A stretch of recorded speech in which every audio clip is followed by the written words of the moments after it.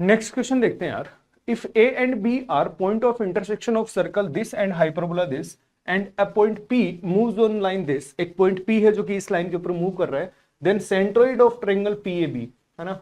ए और बी जो है वो दोनों हाइपरबोला और सर्कल के पॉइंट ऑफ इंटरसेक्शन है। पी जो पॉइंट है वो इस स्ट्रेट लाइन के ऊपर है। फिर हमें बोला गया है कि जो ट्रायंगल पी ए बी का सेंट्रोइड है वो किस लाइन के ऊपर होगा। तो ए और बी फाइंड आउट करने के लिए मुझे सर्कल और हाइपरबोला को सिंप्लीफाई करना पड़ेगा। तो सर्कल जो है वो हमें दे रखा है x square plus y square minus 8x equal to 0, और हाइपरबोला जो है वो इसको मैं सिंप्लीफाई करूं तो आ गया 4x square minus 9y square equal to 36। इन दोनों को यदि मैं सिंप्लीफाई करूं तो y स्क्वायर की वैल्यू यदि मैं इसमें उठा के पुट करूं तो कितना आ गया 4x square minus 9, y square की वैल्यू रख दी तो 8x माइनस एक्स स्क्वायर, ऐसा हो गया। तो ये कितना आ गया 4 और 9 13x square minus 72x minus 36 equal to 0। तो यहां से अपन x की जो वैल्यूज हैं, है ना, x की वैल्यूज जो है वो निकाल सकते हैं द्राचार्य से। तो यहां से x की जब तुम वैल्यू निकालोगे तो एक वैल्यू आएगी 6, एक आएगी माइनस 6/13। ये दो वैल्यूज आएंगी, एक आएगी 6, एक आएगी माइनस 6/13। सही है। तो अब यदि मैं y की वैल्यूज यदि मैं निकालना चाहूं, मतलब मुझे a और b निकालने हैं ना, तो x की value 4, x equals to 6, x equals to 6 मैं इस सर्कल वाली इक्वेशन में रख रहा हूं तो ये कितना आ गया 36 plus y square minus 48 equals to 0। तो वाई स्क्वायर की वैल्यू आ गई 12, तो y की वैल्यू अपने पास कितनी आ गई प्लस माइनस 2√3। सही है, y की वैल्यू आ गई प्लस माइनस 2√3।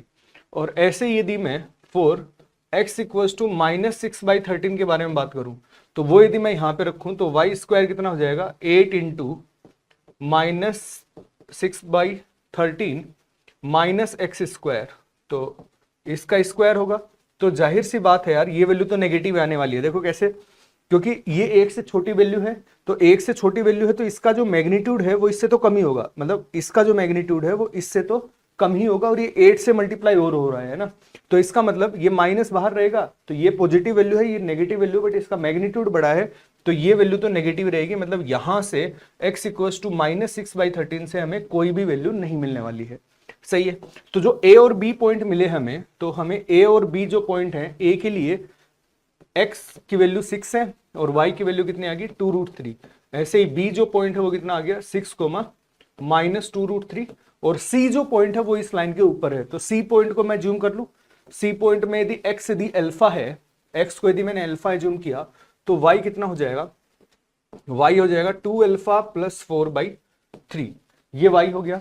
अब हमें इसका सेंट्रोइड पूछा है किस स्ट्रेट लाइन के ऊपर होगा।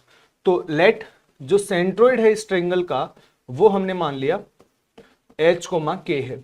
तो h की वैल्यू कितनी आ जाएगी भाई, h की वैल्यू आएगी x1 plus x2 plus x3/3, तो 12 प्लस अल्फा/3, और k की वैल्यू कितनी आ जाएगी, दिस प्लस दिस 0 हो गया, तो 2 अल्फा प्लस 4/3 मतलब 9।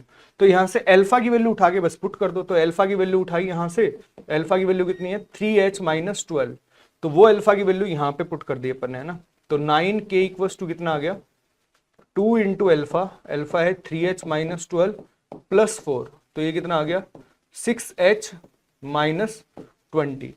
तो ये कितना आ गया 6h minus 9k minus 20 equals to 0। तो जो लोकस है इसका, लोकस कितना आ गया 6x minus 9y minus 20 equals to 0। तो देख लो कौन सा ऑप्शन है 6x minus 9y equals to 20।